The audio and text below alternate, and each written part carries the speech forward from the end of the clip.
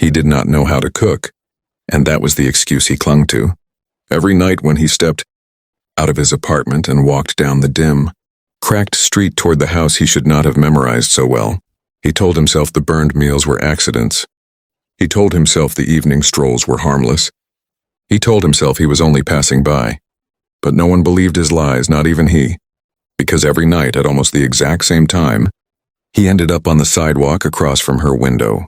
Every night, the glow spilling from her kitchen felt warmer than anything waiting for him at home, and every night he prayed she would not look outside and see the man, who kept pretending he didn't know how to stay away. On the first evening, he burned his dinner so badly that black smoke curled toward the ceiling like accusing fingers. Coughing, eyes watering, he opened every window and fled the apartment. He walked just to escape the suffocating smell, or at least that was the story he rehearsed in his mind. But when he reached her street and saw her silhouette through the curtain, soft outline, moving with a grace he could never put into words, he stopped beneath the crooked lamppost and stayed longer than any normal passerby should. On the second night he burned pasta. Impossible really, but he managed. The pot had boiled dry before he remembered it existed. Smoke again. Alarms again. And once more his feet carried him away. Down the same route. Toward the same warm window.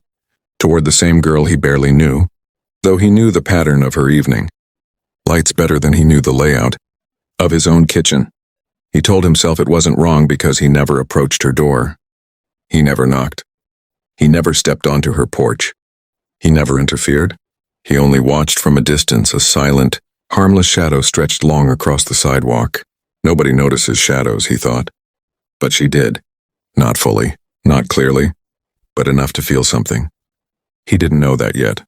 By the fifth night, he had stopped pretending he cooked at all. He simply walked out into the cold evening air and followed the pull inside his chest.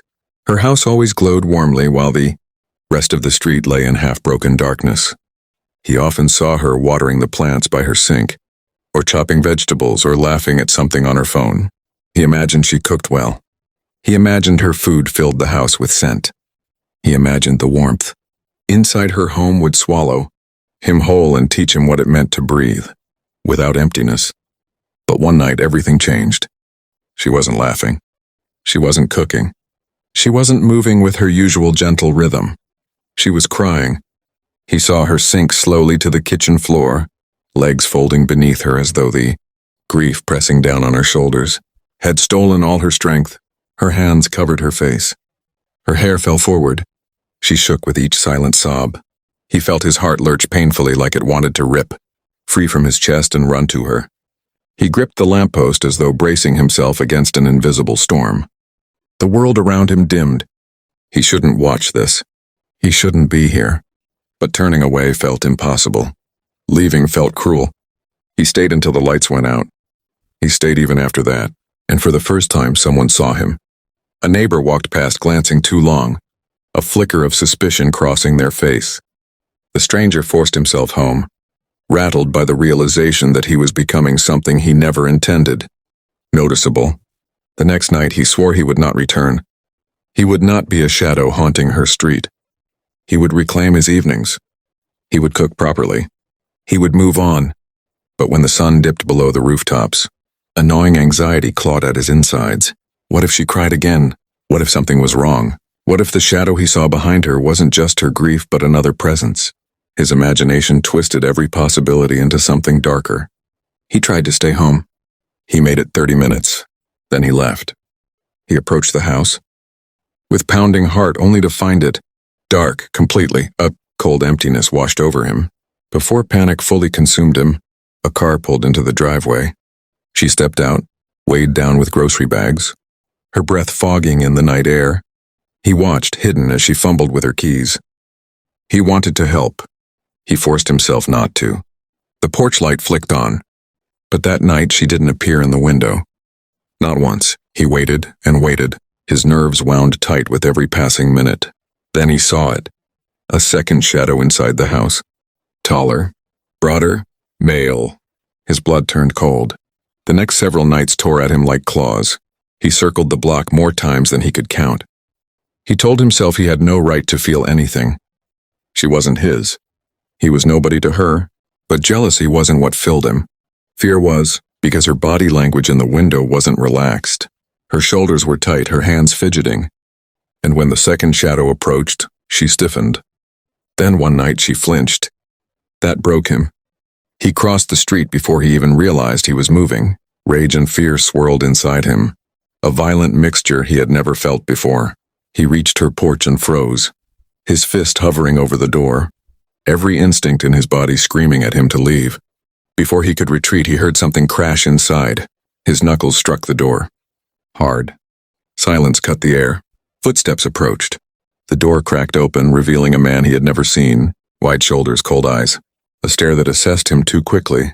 "Yes?" the man asked sharply. Before the stranger could stutter an apology, she appeared behind the man. Her face pale, her eyes wide, her lips trembling. Recognition didn't cross her face, but something else did. Terror. "How long have you been outside my house?" she whispered. A dagger of guilt pierced him. He opened his mouth, then stopped. She wasn't afraid of him. She was afraid of the man standing between them. "I heard something break," he forced out. "I thought you needed help." Her eyes softened. Just for a second. Just enough for the man to notice. His grip tightened on her arm. The stranger saw her wince. Something snapped inside him like a thread pulled too tight. The man growled, "Leave now." She didn't move. The stranger stepped forward just an inch and said, "Is everything okay?" This time, she didn't answer him with a whisper. She answered with her eyes. "Please, help." Before he could think, the man yanked her back. She cried out. The stranger shoved the door wide and collided with the man. Chaos erupted, a blur of fists, fear, shouts. He didn't know who threw the first punch. Only that he felt the man's breath hot against his cheek as they hit the floor. Only that she screamed his name, not knowing who he was but clinging to the only person trying to protect her. When the struggle ended, the man lay groaning near the wall. She was shaking. The stranger rose slowly, chest heaving, adrenaline burning through him like wildfire. She stared at him not with fear, with fragile relief. "Who are you?" she whispered. He couldn't answer. Sirens wailed in the distance. Someone had heard. Someone had called. She panicked. "You need to go," she urged. "I'll tell them he attacked me. It's true. But if they find you here..." He hesitated. "Please," she begged. He disappeared into the night. For days he didn't return. His apartment felt like a cage. He couldn't eat, couldn't sleep, could only replay her trembling voice in his mind. Then one evening, when loneliness felt like a crushing weight, she appeared outside his building, holding a mug. "I found you," she said softly. "I wanted to thank you." He stared in disbelief. "You saved me," she whispered. "And maybe I always sensed you were there." He shook his head. "You shouldn't be near me, but I want to be." Her voice broke him. He took the mug from her hands, warmth blooming against his palms.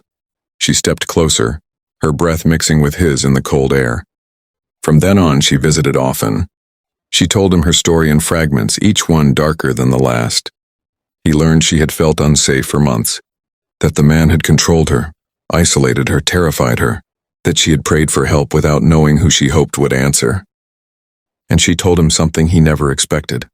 "Sometimes I felt like someone was watching over me, like someone was there, before anything happened." He couldn't breathe. "You weren't imagining it," he whispered. She smiled, sad and understanding. "I know." Their connection deepened slowly, carefully, tenderly, but always with that underlying darkness, the knowledge that danger wasn't gone. 2 weeks passed before it returned. She knocked on his door one night, trembling again. "He's looking for me," she whispered. "He's not supposed to be out yet, but someone saw him near the neighborhood." Fear flashed in her eyes. Rage ignited in his. He stepped into the night with her hand in his. They searched the streets but found only empty sidewalks and whispering shadows. Yet he could feel the man's presence, lurking, watching, waiting. "I'm scared," she admitted. "I'm not," he said, pulling her close. "Not while you're with me." She looked up at him, tears brimming. "I'm afraid of losing you," she whispered. That confession shattered him entirely. He cupped her face, trembling with the weight of everything he felt. "You won't lose me." She kissed him then, soft, fragile, desperate, and real. They were no longer strangers in the dark. They were two broken souls, tangled by fear, drawn by instinct, bound by something neither could name. But the night wasn't finished with them. A sudden noise echoed from the alley across the street. A shape shifted. A shadow moved, wrong, deliberate, watching. Her breath froze. His fist clenched. He stepped in front of her. The shadow retreated, but not before he saw the glint of eyes staring back. They weren't alone, and the man who had hurt her had just learned something dangerous. She was no longer unprotected. She was no longer alone. And the stranger who once lingered quietly under her window was now willing to do anything to keep her safe.